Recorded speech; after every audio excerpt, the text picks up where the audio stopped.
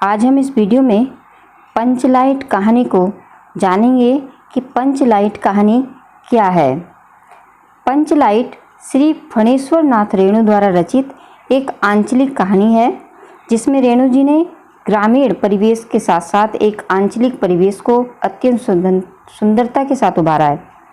पंचलाइट कहानी की जो कथा वस्तु है वो ग्रामीण परिवेश से ग्रहण की गई है और इस कहानी की कथा वस्तु में उन्होंने पेट्रोमैक्स, जिसे गांव वाले पंचलाइट या पंचलैट कहते हैं, इसके माध्यम से ग्रामीण वातावरण का चित्रण करते हुए जो गांव के लोग होते हैं उनके मनोवैज्ञानिक की वास्तविकता की झलक प्रस्तुत की है। ग्रामीण जनजाति के आधार पर किस प्रकार लोग टोलियों में विभक्त होते हैं और परस्पर ईर्ष्या द्वेष से भरे रहते हैं, इसका बड़ा ही जीवंत यथार्थ रूप इस कहानी में उभारा गया है। ग्रामांचल का वास्तविक चित्रण इसकी कथा वस्तु का जो है प्रमुख उद्देश्य है। इस कहानी के माध्यम से जो रेणु जी हैं वो बताते हैं कि ग्रामवासी जाति के आधार पर किस प्रकार टोलियों में विभक्त हो जाते हैं और परस्पर ईर्ष्या द्वेष के भावों से भरे रहते हैं। इसका बड़ा ही सजीव और यथार्थ चित्रण इस कहानी में किया गया है। परोक्ष रूप से रेणु जी ने ग्राम सुधार की प्रेरणा भी दी है। इसी के आधार पर कहानीकार ने ये भी सिद्ध कर दिया है कि आवश्यकता बड़े से बड़े संस्कार और निषेध को अनावश्यक सिद्ध कर देती है। पंचलाइट कहानी एक सफल आंचलिक कहानी है। आंचलिक कहानी वह होती है जिसमें किसी विशेष अंचल, क्षेत्र या उसके किसी एक भाग का चित्रण किया जाता है। इसमें स्थानीय दृश्यों, प्रकृति, जलवायु, त्योहार, लोकगीत, बातचीत के विशिष्ट ढंग, मुहावरे, लोकोक्तियाँ, भाषा व उच्चारण की विकृतियाँ, लोगों के स्वभाव का या व्यवहार का, विशेषताओं का, नैतिक मान्यताओं आदि का बड़ा ही कुशलता और सतर्कता से और सावधानी से चित्रण किया जाता है, उसे ही आंचलिक कहानी कहते हैं। तो ये पंचलाइट कहानी भी एक आंचलिक कहानी है। चलिए अब समझते हैं कि पंचलाइट कहानी में क्या है। ये कहानी बहुत ही जो है अच्छी है और एक प्रेरणादायक है, लोगों को एक सीख देती है। इस कहानी में बिहार के ग्रामांचल का जीता जागता चित्र प्रस्तुत किया गया है और गांव की दलबंदी, संकीर्णता तथा सामाजिक रूढ़ियों के खोखलेपन को उधेड़ने का प्रयास किया गया है। इस कहानी के माध्यम से जो लेखक हैं वो समझाना चाह रहे हैं कि जब आवश्यकता पड़ती है तो पुराने राग देश को भूल करके मित्रता कर लेते हैं। अब चलिए जानते हैं पंचलाइट कहानी क्या है। देखिए, पिछले 15 महीने से दंड जुर्माने के पैसे जमा करके महतो टोली के पंचों ने पेट्रोमैक्स खरीदा। ये एक गांव की कहानी है जहां पर जो गांव है वो 2 टोलियों में बटा हुआ है और एक टोली वाले लोग जो पंच हैं, जो सरपंच होते हैं, वो एक बाजार से पेट्रोमैक्स खरीद कर लाते हैं और पेट्रोमैक्स को वो पंचलाइट कहते हैं। तो आगे जानिए इस कहानी को कि इस बार रामनवमी के मेले में गांव में सब मिलाकर 8 पंचायतें हैं। हर एक जाति की अलग अलग सभा चट्टी है। सभी पंचायतों में दरी, जाजिम, सतरंजी और पेट्रोमैक्स है। पेट्रोमैक्स जिसे गांव वाले पंचलाइट कहते हैं। पंचलाइट खरीदने के बाद पंचों ने मेले में ही तय किया कि 10 रुपये जो बच गए हैं उससे पूजा की सामग्री खरीद ली जाए। बिना नेम टेम के कल कब्जे वाली चीज़ का पुण्यहाय नहीं करना चाहिए। अंग्रेज बहादुर के राज में भी पुल बनाने के पहले बलि दी जाती थी। मेले से सभी पंच दिन दहाड़े ही गांव लौटे।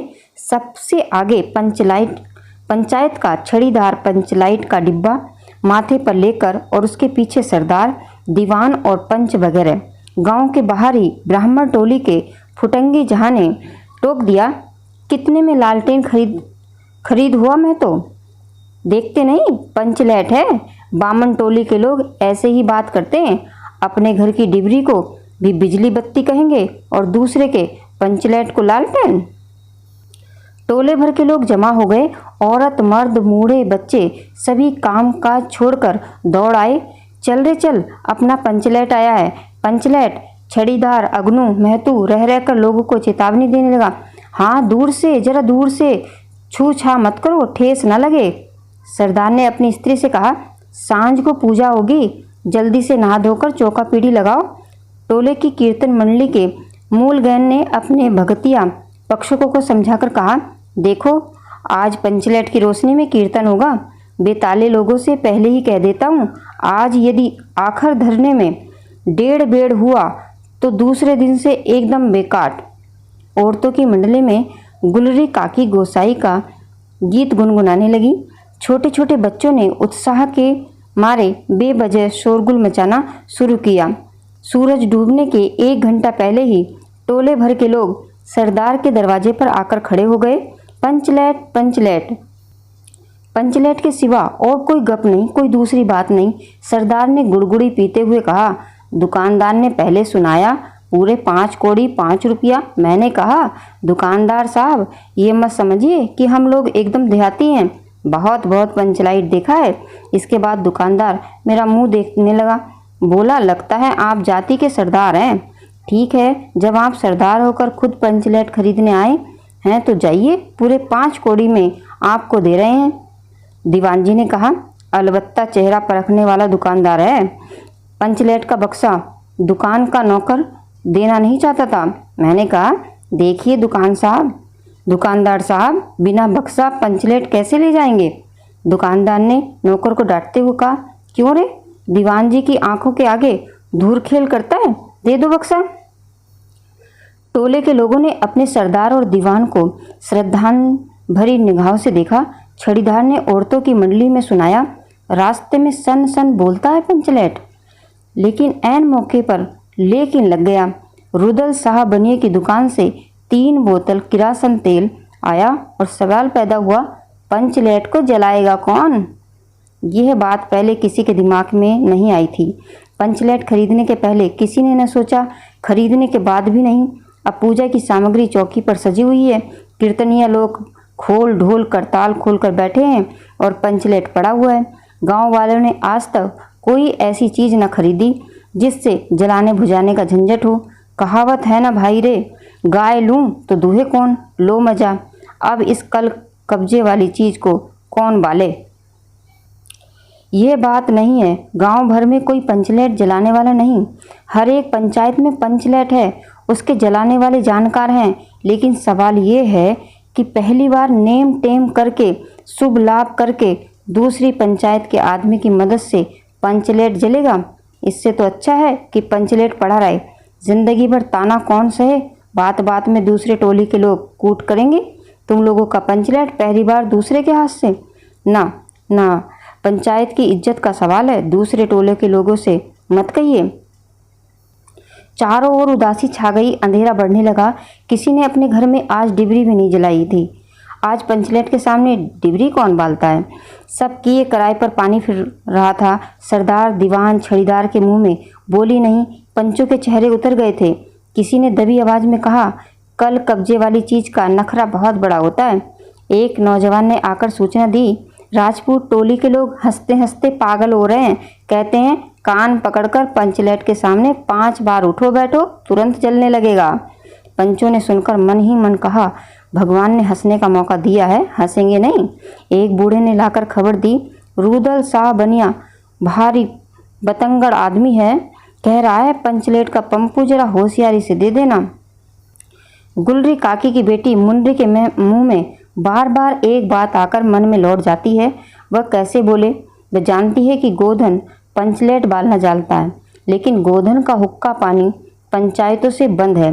मुंडरी की मां ने पंचायत से फरियाद की थी कि गोधन रोज उसकी बेटी को देखकर सलम सलम वाला सलीमा का गीत गाता है, हम तुमसे मोहब्बत करके सलम।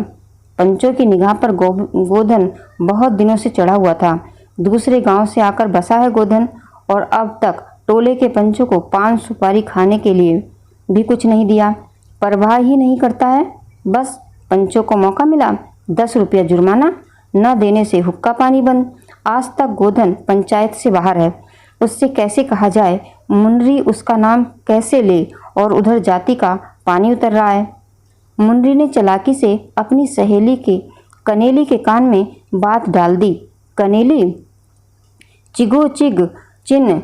कनेली मुस्कुराकर रह गई। गोधन तो बंद है। मुनरी बोली, तू कहे तो सरदार से।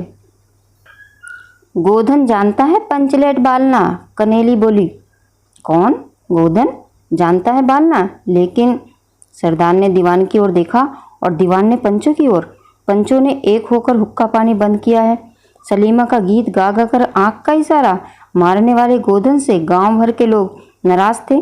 सरदार ने कहा, जाति की बंदिश क्या, जबकि जाति की इज्जत ही पानी में वही जा रही है। क्यों जी दीवान? दीवान ने कहा, ठीक है। पंचों ने भी एक स्वर में कहा, ठीक है, गोधन को खोल दिया जाए। सरदार ने छड़ीदार को भेजा। छड़ीदार वापिस आकर बोला, गोधन आने को राजी नहीं हो रहा है।